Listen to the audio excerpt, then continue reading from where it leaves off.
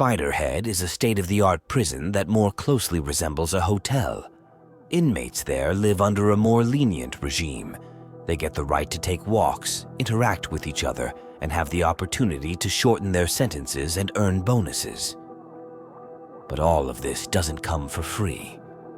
In Spiderhead, tests of medicinal drugs are conducted, and not all of them are harmless. To be fair, it should be mentioned that all experiments are voluntary, and each inmate has the right to refuse and return to a standard cell in another prison. Ray, one of the inmates, sits on a chair in front of a mirrored window, and Steve announces the start of the experiment by injecting a drug into the guy's bloodstream. Within a minute, the subject is administered the first dose of the drug, and simple jokes are read out, which makes Ray laugh hysterically. When the jokes are replaced by frightening facts, the guy's reaction remains the same. Ray continues to laugh hysterically. Another morning in Spiderhead is no different from the previous ones. Inmates are woken up by a loudspeaker, and the name of the person who will participate in the trials today is announced. Steve asks Jeff if he is ready to test on himself the new compound N40, which hasn't been administered to anyone before, and the young man easily agrees to participate in the experiment. Besides the test drug, he is given another one that stimulates the speech centers of the brain, enabling Jeff to describe his condition in detail, mentioning a lot of specifics. Returning to the Spiderhead facility, Jeff meets Liz and tells her about his outing today. Unfortunately, he can't tell her everything he saw, because after taking the drug that enhances vocabulary, there is a side effect. Jeff isn't able to string together even a few words. The only thing the young man remembers, everything that surrounded him during the experiment, be it flowers or factory pipes, evoked the strongest feelings of love and admiration in him. In the evening, sitting in bed before sleep, Jeff remembers how he ended up in prison. Once at a party, the guys decided to go for a drive, and an intoxicated Jeff took the wheel. The next day, the N40 trials, or as it's now called, Cupid, continue. But this time, Jeff isn't participating alone. He's paired with Heather, a daring girl who changes her opinion about her partner just seconds after the injection. The conversation between the pair lasts just seconds, after which they can't resist and engage in intimate relations several times. They couldn't care less that they are being observed and even filmed, as the substance completely disconnects their reasoning. The process ends with the young people confessing their love for each other, which delights Steve, who instructs his assistant Mark to carefully monitor the subjects to see how they behave once the drug's effects wear off. The pair feels awkward after the incident and tries not to talk about it with anyone. Jeff, as before, spends his free time with Liz, not telling her what happened during the trial and trying to avoid meetings with Heather. The next day, he is given the same Cupid, only in a double dose, and instead of Heather, an older woman enters the room, whom a sober Jeff looks at with disgust. But as soon as the substance enters the bloodstream, he acts intimately with her. After this trial, Jeff asks Mark to take him off kitchen duty, where they work alongside Liz, as he feels awkward continuing communication with his friend. Steve brings Jeff into the laboratory, but this time to his usual spot behind the glass, and shows the young man that both of his partners from the last trials are in the experiment room. The manager offers Jeff to choose which of the women he's willing to administer a drug that causes severe attacks of fear and pain, but Jeff can't choose. Both friends are indifferent to him, but he doesn't wish them harm either. Ultimately, the women are simply released, and the experiment is canceled. Granted another Friday outing, Jeff calls his girlfriend, who was with him in the night accident, but once again only gets the voicemail. The evening is spent with Liz, organizing a small Christmas surprise for her. Sitting back in the usual laboratory chair, Jeff sees Rogan, a huge inmate covered in tattoos in front of him. Jeff recalls everything that happened in the previous days with the girls and refuses to consent to another trial, as he doesn't want what happened with them to happen with him. But nothing takes place, and the men are simply let go after a few minutes of silence. Jeff realizes that they, alongside Rogan, were partners to one of the inmates, and she should have now chosen which of them would receive Darmanite. Bursting into Steve's office, Jeff confirms his suspicions after seeing Heather there. The same doctor doesn't even argue with the inmate, but instead shows him the setup of who is supposed to get intimately involved with whom under the influence of the drug. To Jeff's objections, Steve reminds him that being in Spiderhead is a privilege, and if something doesn't suit him, he can transfer to a regular prison, but without the hope of early release.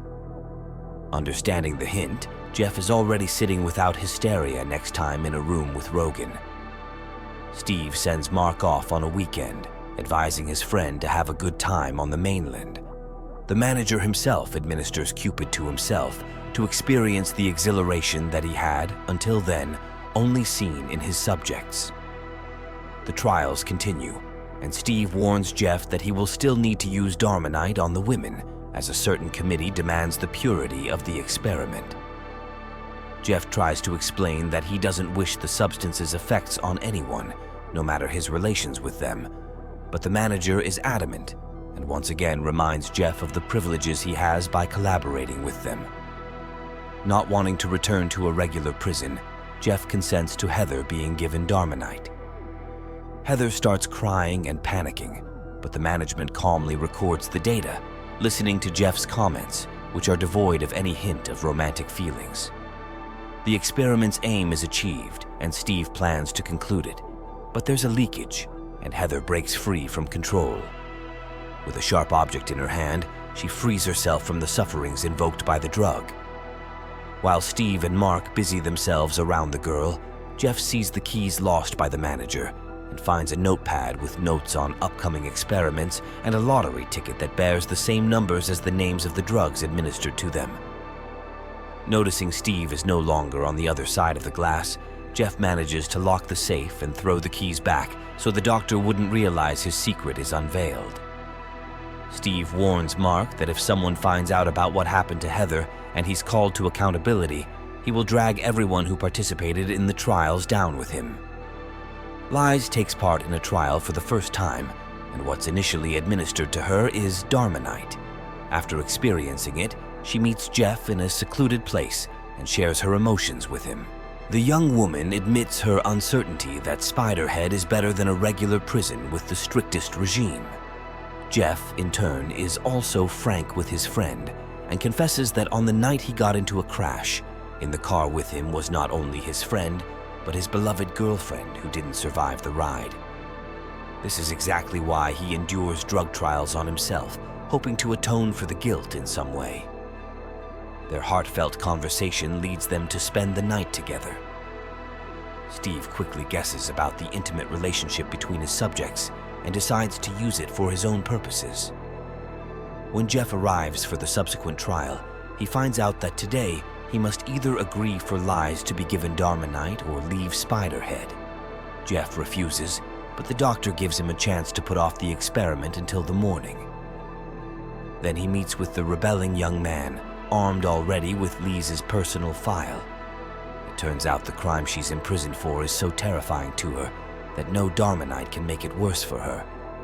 Steve gleefully observes as the young man amps up the dosage to maximum, but it quickly becomes clear Jeff intends to experiment on him, not on his girlfriend. Mark, realizing that he, along with the inmates, had fallen into Steve's trap, decided to rectify the situation and handed the remote to Jeff. The inmate obtains all the information he needs from Steve and convinces him to open the main exit so that he and Liz can leave the prison. However, the manager manages to snatch the remote and administers a maximum dose of Darmanite to the girl, causing her extreme suffering, after which he smashes the smartphone so no one can countermand his command. The pair manages to break free from the influence of the drugs and run out of the lab, but at this time, Steve announces over the loudspeaker that because of the escapees, everyone else will be returned to the prisons where their comfortable life will come to an end. A hunt begins for Jeff and Liz. Dozens of hardened criminals, including the massive tattooed Rogan, plan to take out the couple that deprived them of all the bonuses of this facility. Meanwhile, Steve tries to escape with the drugs as police boats, called by Mark, are about to approach Spiderhead. Steve manages to leave the base and ascend into the sky in a small plane before the cops arrive. However, since his remote is broken, The drugs are administered into his bloodstream in a mixed form in massive quantities. Another release of Cupid induces a sense of wonder, and the man steers the plane toward a tiny rocky island, seeing it as a paradise. Mark, on the last boat, sees his former boss circling above the ocean and then crashing. Meanwhile, Jeff and Liz, skimming over the waves, hijack a boat and manage to sail away before the police arrive. Happy and free, the young couple only regrets that Steve never invented a drug that would induce self-forgiveness. Thank you for watching. Leave a comment about what you think of this film, and please don't forget to support us with likes and subscriptions.